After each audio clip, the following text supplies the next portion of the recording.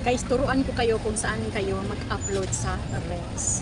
Katulad sa akin. Ito guys, ay may earnings to pagka dito ka nag-upload ng inyong Reels, video Reels. Ayan. Tsaka dito ka rin manood ng mga dumadaan sa wall mo, ng mga video, long for video or Reels. Kaya ituturo ko guys kung saan kayo manonood or saan kayo mag-upload.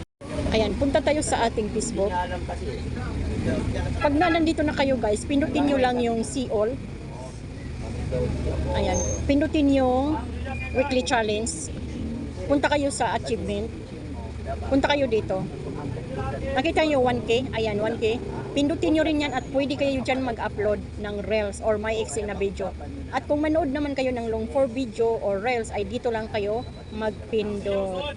Ayan, pindutin natin yan. Kung makita niyo watch Reels. Kaya pindutin yung watch Reels. Ayan.